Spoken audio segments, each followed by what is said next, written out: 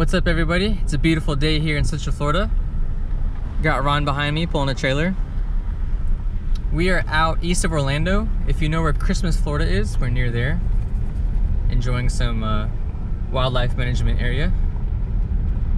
It's a late start today. It's about 6 o'clock in the evening. Got some scattered storms going on. Ron and I both worked last night, so I didn't go to bed till like 8:30 this morning because we both worked night shift. So I woke up at noon. You know how it goes. Had to pack a little bit of stuff. Had to try to wake up, fight the traffic on I-4 to get out here. So we're almost here. Looks like they had a prescribed burnout here near the camping area. We are meeting Scott from Backwoods Gourmet channel. He's gonna cook for us again tonight. Awesome food, can't wait. There's gonna be some shrimp and some brats. But I'm gonna pull over here in a little bit and I'll show you Ron's ride. So we got the Tacoma. It is super dusty today, as you can tell. Wish it would have rained a little bit before because everything's getting all dusty, but that's just the way it is. You guys have never seen Ron's 4Runner before, but this whole time that we've been making these videos and we've known him, he's had an awesome 4Runner. And it's got, what suspension? It's the Toyotech trail suspension. Trail suspension, all right. In 2017, they renamed the trail to the TRD off-road. So basically, it's a same thing as like a TRD off-road. It has the lockers and the crawl control. But this thing has been everywhere. How many times has it been to Canada? 2 times. It's been to Canada twice, and it has been to Colorado. Colorado. It's been to Maine. So this whole time he's been filming with this little Toyota Tacoma that he just beats on these trails out here. He's been hiding this from everybody that he has an awesome 4Runner. And I love this thing. We rode it. Nicole and I rode in it when we went to the Keys around there, and it's comfortable. It's, you know, it's kind of like the Tacoma as well in the interior. But anyways, pulling the trailer.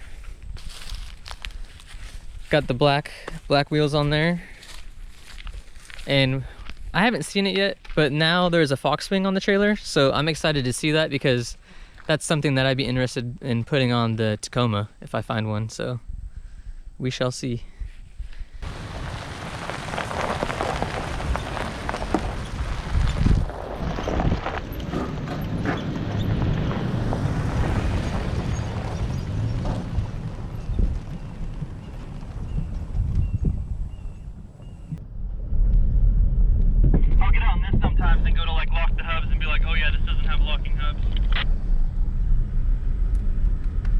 So we have not seen any alligators yet, but again, it is really dry. There's not very much standing water.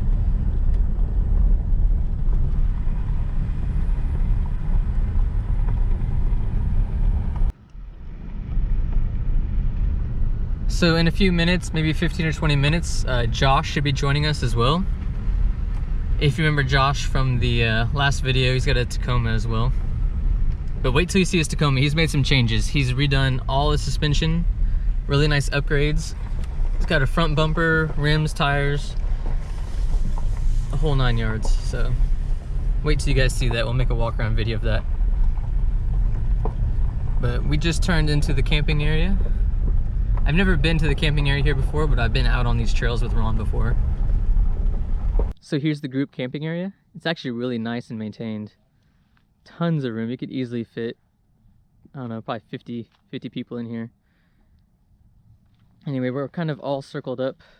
This is like the little community fire ring over here. It's pretty large. Although it's blue sky above us, it is actually raining, sprinkling anyway. And as you can see, there's kind of a storm over here that's coming. The thunder's getting a lot louder, but we're not really worried about it. We have quite a few awnings and stuff between us guys that rain shouldn't be an issue. So here's Chris's Jeep, and this is his off-road trailer and his rooftop tent. Maybe a little bit later we can get him to come over here and tell us about it.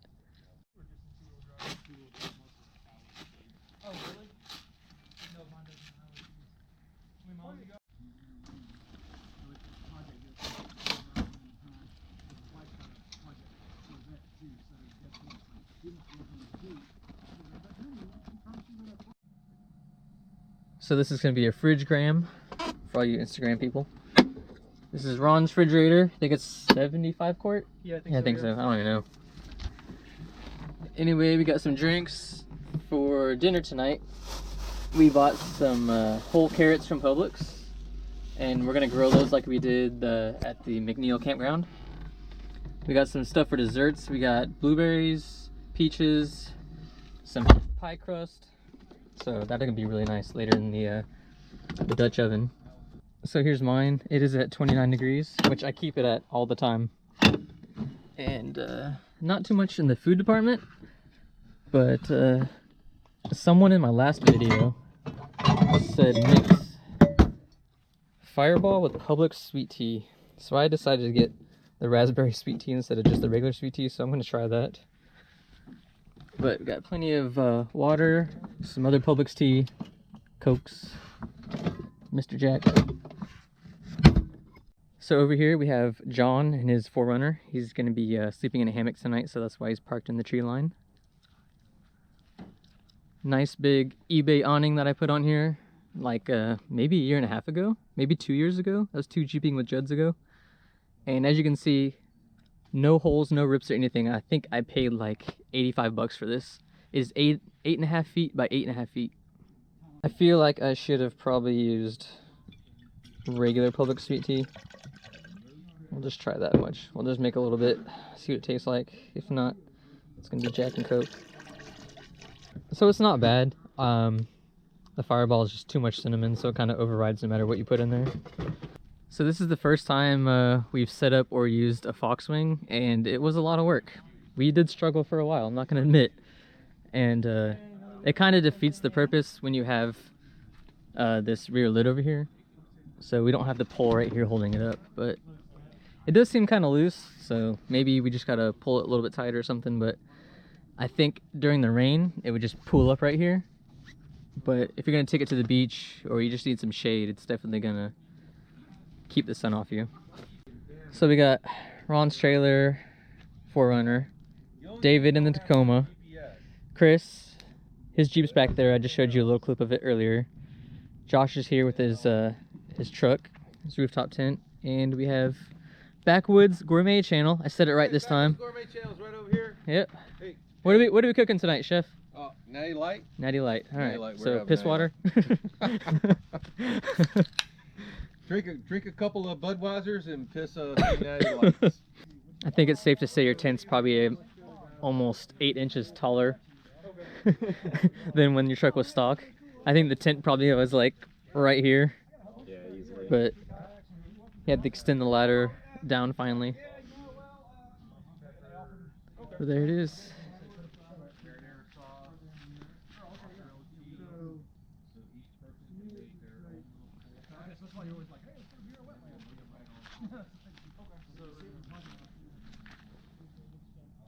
So here's Chris's Jeep. It's a 2016 JK. And are you the original owner? Yeah. You are? So how many miles does it have now? 53,000. 53,000? Wow, okay. When it only has 16 miles on it. 16 miles. Wow. I've never had That's a vehicle that new. That's me driving from here out to Arizona. Out to Arizona? Wow. That's far. I've driven to Colorado, but that was even taking turns with Josh, so it's planning to go back out west. It's going to be going back out there next year? Okay. Out to Utah to do some trails out there, rock crawling and having some fun. If you're going to go all the way to Utah, you got to go out to Mountain Zion and Arches National Park and all those. As much in 2 weeks I can. Yeah. All right, so here's his Jeep. What roof rack is this? Barricade or Rugged Ridge? Rugged Ridge. All right, plenty of gear in the back. You got a cooler, some recovery gear, fire extinguisher because Jeeps like to catch on fire when they get parked in the tall grass. When their exhaust and everything is all nice and hot. Got this awesome little folding table. These come in so handy. I had one on my green Rubicon, but what brand is this? This is the Outback one. Outback, okay. All right. The only one thing I don't like about it is how it mounts. Because you have to screw into the screws keep backing out, so I gotta keep tying them up. Oh, okay. Got some Max Tracks tied onto the back here. Yeah, I'd say that one's used. So if you want to follow Chris, he's a upcoming photographer, so he's got some really nice still pictures. So here's Chris's homemade trailer. It is roughly 4 foot by 6 foot. It's got these nice legs that come out to keep it stabilized, and they'll slide over to the other side as well. So you can have one on one side, one on the other, or both on one side. Doesn't really matter. Nice storage box right here, some dry storage.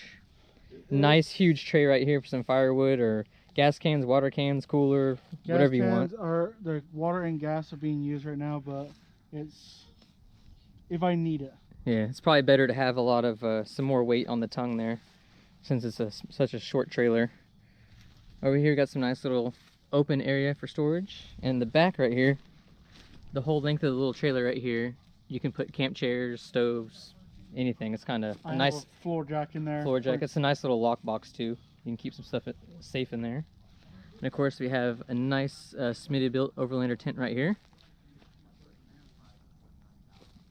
Other than that, you have some big changes for it because it does kind of bounce a little bit on the road. So what are you going to do about that? The axle is the same width as the JK. Okay. And then we're going to do the same tires as I have on my JK, and that's the BFG KO2s. Okay.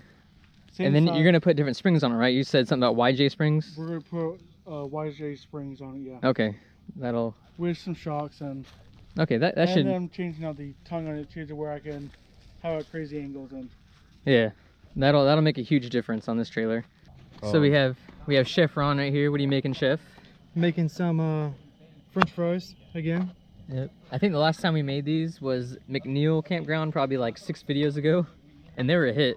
Was that the one where you had the all the crackheads going in and out of the trailers? No. We're not gonna talk about that video anymore. We're not gonna talk about that anymore. That video does not exist anymore. We're gonna take no, that actually, one no. down. I don't. Nah, yeah, I guess you're right. They were crackheads. Okay, Backwoods Gourmet here. I'm going to give you a little tip about how to pack your cooler. You know, you have things that you don't want to get wet. You know, you're going to be out here a couple of days. I went to Big Lots, okay? I bought this little, it was $3, I think $3. Bought this little bin, so everything that I didn't want to get wet, like my veggies, my eggs, my potatoes. Hey, I even got my damn Michelangelo knife in here. You can check out our Amazon store for that. And I put that in this little bin and drop it in a cooler, and it's still okay. Kevin, verify that's nice and cool. It's cold to the touch. That's cold. Okay, so that's your refrigerated items. You don't want to get all soaking wet. Things that are down in the bottom, like bacon, is vacuum packed, never been opened. All right, you're not worried about that getting water in it, right? And anything else you put down in the bottom. Here's some, I don't know what that, I think that's some shrimp right there in a Ziploc bag. That's a hint of what we're going to have tonight. Right, that's a little hint, you know. Put those things down in the bottom, but keep the things that you don't want to get soaking wet. Hey, and especially lunch meat. Nobody wants a soggy sandwich, okay? Get you one of these from Big Lots, the small one, and it fits in your cooler, and you'll never have that problem. That's a little tip from the Backwoods Gourmet. Okay, so I noticed Ron's over here with this, I don't know, POS grill knife. Wait, isn't that your knife? Or is that Ron? You found a knife, Ron? No, that was mine. I found Oh, okay. Yeah.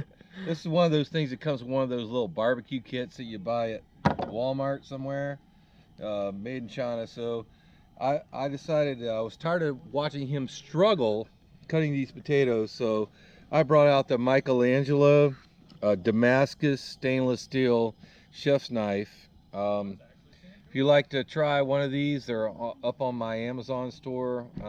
Maybe Kevin will leave you a link to my channel. You can find it. It's on every video.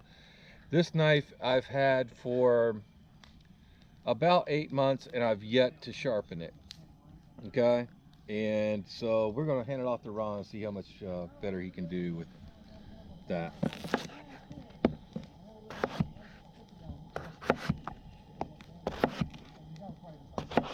I don't know, Ron's cutting it like butter. Yeah. All right, Chris, so what kind of stove is this? Because it looks pretty interesting. Because I need... Coleman? Yeah. I need something to replace my Timbo Tusk because I've learned to hate that thing. Coleman works. Now, does it use small gas bottles? No, it's just butane cylinders. Look like a spray can. Okay. You get them like at. Oh, I've never seen that before. This is all you cook on. If you It's live been in a while Korea. since I've actually like researched and looked into stoves because I've just used that stupid Timbo Tusk this whole time. Tell you the but- truth, this is the first one I bought. I will not get rid of it. Now, how many meals can you probably cook on that? Is it like the same as the green I've been Coleman cooking bottles? on this one. You think? Volume-wise, no, but like the number of meal, butane is actually lower like energy content than propane is. Okay. Because these are actually like low, I mean, they're literally like a spray can. Okay. So I've been cooking on this for like about a year and a half. Yeah. On this one bottle. Yeah. So I mean, That's hard to say. Like, how many meals do you think you've cooked? Probably 10, 20, 30? Probably 20, 25. Okay. That's pretty decent. That's a lot more than I get from those green bottles on the Timbo Tusk. That takes a lot of heat and energy to heat up that wok and, you know, get the food warm. Yeah. So we're cooking on Ron's 1200 BC Coleman stove here. 100% lead paint, and yes, it is flaky. And if you tap or move too much, you know, tap the spoon when you're cooking, the flakes will fall and add some flavor. You know, so that's always a plus. You know, yeah, so never mind your IQ drop afterwards. But, well, you know, the thing is, you have to have an IQ to start off with. So, you know, if you don't have one, you're cooking on it. And we plan on donating it to the Smithsonian once it stops working. Yeah. This thing's cooked for a lot of orphans, I'll have you guys know. Lots of them. So David's cooking a nice juicy steak right on the grill right there, and in that tin can he's got pinto beans and some bacon. So after Ron sliced those potatoes, he lets them soak anywhere between an hour and a full day. And this is the next step. Alright, so what I'm doing now is, while Ron's doing the french fries and the other stuff is cooking, or getting prepped anyway, we're going to cook some carrots right on the grill. We did this last time right over the coals at McNeil Campground, and it turned out awesome. It tasted just like steak, texture, taste, everything.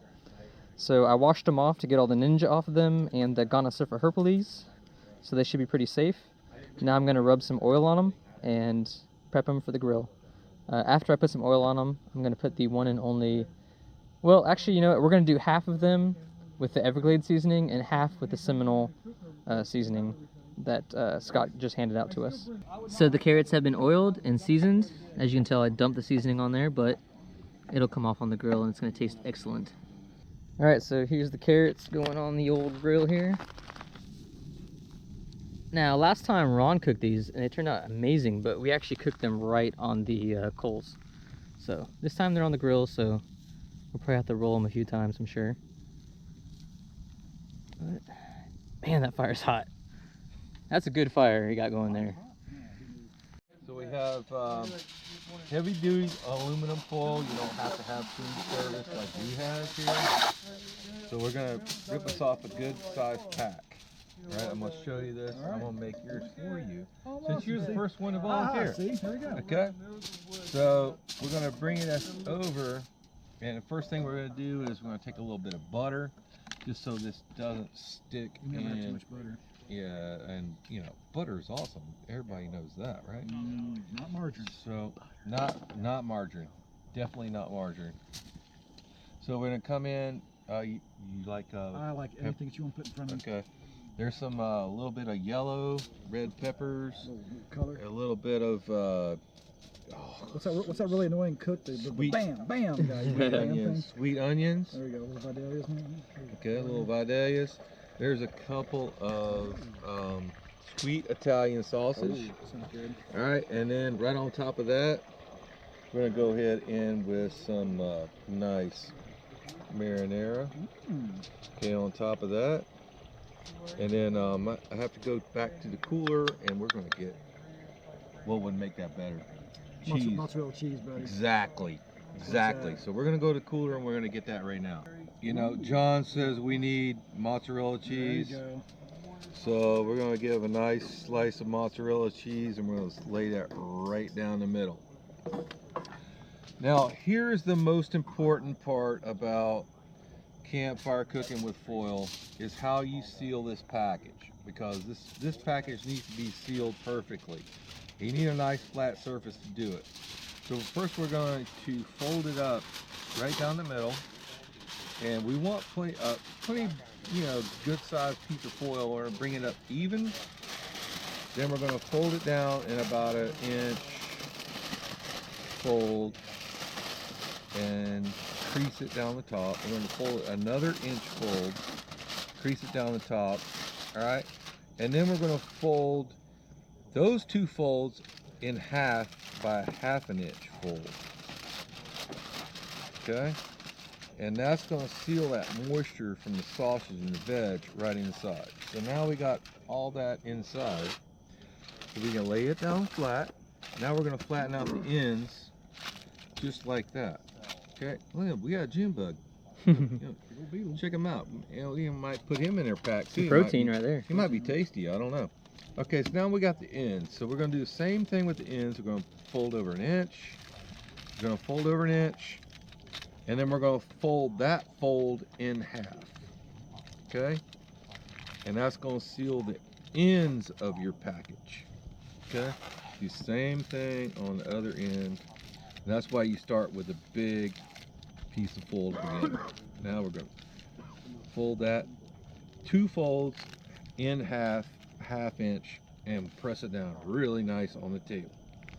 So now we're gonna give this to John, and John's gonna take it over to the fold bed, and we're gonna lay it on a coal bed.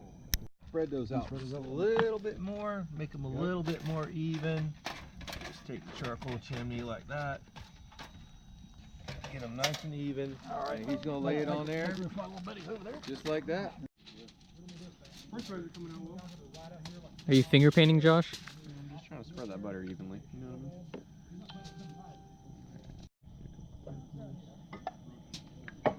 How many peppers did you put in yours? I don't know. Well, there's 8 of us or 7 of us, so I just took a little pinch. I don't know if everybody's participating, but We can always make extras.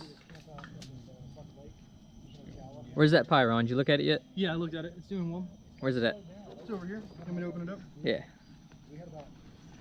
So we have, what was it, blueberry and peach pie we're trying to make. It is not the traditional way that we were taught in the last video, but I think it's going to turn out great. Can you smell it? Oh yeah. I can smell it as soon as you open the lid. And the carrots. Yep, let's go check a... There's the little fajita things with the sausage. Carrots. You think we should push them off to the side? Just give them a bend, kind of see how squishy they are, because yeah, they'll soften up when they get tender. They'll get done. yeah, We've got some peppers under there. yeah, it looks pretty good. Got a little sauce. Do we got a knife anywhere so I can cut this thing? you got a fork, man. Just pick it up and chomp on it, dude. Man, this is we're primitive. Dang, you see the steam coming off that thing? Oh yeah. That's how cold it is outside right now.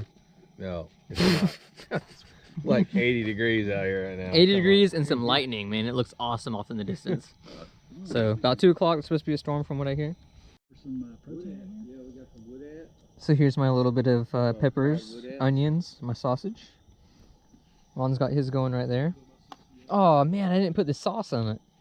You forgot to put sauce? I forgot to put sauce on it. You know what? Sauce right now. Yeah, let's dump some in there. We'll Does anybody want to catch up? You might get punched in the face if you put ketchup on gourmet food. Perfect, thank you. And then once we go and get that, it's time to try these French fries that Ron made. This sauce is actually pretty fucking good. So that's the Everglades. That looks like the Seminole swamp seasoning. That's mystery seasoning right there. So I'm gonna try some both and see if I can tell the difference. Right. You're like, shit, we get worse than life. Classic mountain man breakfast right there. What is it? Okay, it's potatoes, fried potatoes with onions, bacon, scrambled eggs, and cheese on top. Is that gravy you put in there? 1 point. Huh? Looked like you dumped some And some cream mushroom soup. Oh, okay. Ooh, there we go. Cream mushroom soup just makes everything. So here's the solar in my truck. I get a lot of questions about it. That's the panel right there. You should keep it a lot cleaner than that. It'll be more efficient, but it's just one of those things after about an hour of driving it gets dirty. Or if you park under the trees, the birds crab on it and stuff. But this refrigerator is a 50 quart ARB. I don't think it's supposed to be left outdoors, but this has been outdoors for probably 5 or 6 months in the bed of my truck. It's been through all the Florida rainstorms. It's been in the extreme heat, you know, parked in parking lots, just getting the sun beat down on it. It's never shut off. It's always been cold. I keep it roughly at 27 degrees. I don't plan on covering it up. I'm just gonna leave it out here and see what happens kind of thing. Anyway, that black box right there holds a 110 amp hour marine battery and my charge controller. other than that, the whole kit, so the charge controller, the wires, and the solar panel, it's like $160 I think. Really efficient. Like I said, it's never shut off. These LED lights right here, I have this one kind of shines down like on the camping area or the kitchen area, and then I have another light right over here. All these lights and the refrigerator run off that one battery, and you can run all kinds of things. I have USB outlets over there and 12-volt socket for just like a mattress pump or anything like an air mattress pump and stuff, or blowing up pool floats and stuff like that for going to the springs. All that runs off that one battery and never had an issue with it. And I have the same kit installed in this trailer right here. This is the charge controller you're gonna get right here. And the battery's at 81%. There's the battery right there. I think that one might be just a 100 amp hour marine battery. But that's a Power Max power inverter. And right there's a 12-volt socket and 2 USB ports right there for just charging devices. And I have a 100 watt Renogy solar panel on top of the camper. I don't know how well you can see that, but it's probably just as dirty as the one on the truck. But other than that, that's pretty much the solar systems that I have on the truck and that trailer right there. A lot of people make it 10 times more complicated than it needs to be, but you can just get the bare minimum, spend about $150, $160, and you can have a system that's gonna last in the Florida sun and keep everything topped off battery wise. So we're leaving camp right now. We got Chris, Ron, David, myself, and then behind me is Josh. We are on our way to an old homestead. Chris found one out here not too long ago. There's an old chimney, an old well. So we're gonna drive out here. Is your RTT falling off, or is it just how the bag is? Here's how the bag is. Damn. I just can't get over how beautiful this day is. And it's so peaceful out here in these woods. Anyway, we made it to the trailhead for the old homestead. So we're about to walk in.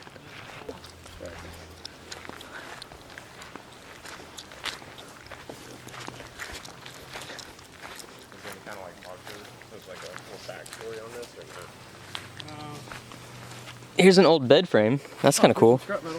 Yeah. Old bed frame. Look at this awesome old chimney. I hear the water running. There's an old well out here.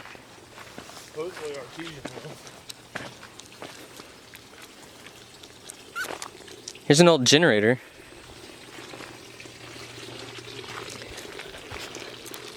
All right, here we go.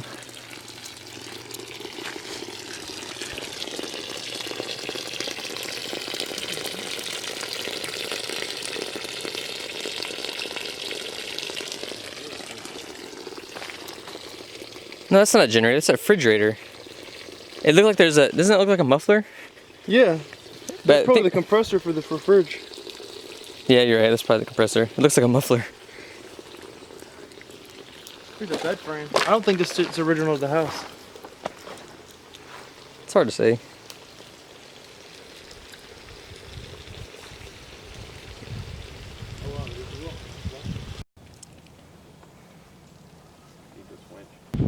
Well, that was a nice, relaxing walk through the woods. We're all saying our goodbyes and going back home. There's a couple guys that are gonna camp tonight, Saturday night, but I have other plans. It's hot, it's summertime in Florida. It is time to take the boat out and go find a sandbar or a nice spring to go float on. And one last thing, thank you so much, Scott, for coming out here and cooking with us and showing us how to cook and providing all the food and everything. If you guys would please go follow Scott's channel at Backwoods Gourmet channel. He has all kinds of great cooking videos, cast iron stuff. He does fishing, catching and cleaning and cooking, all kinds of videos, so go support him as well.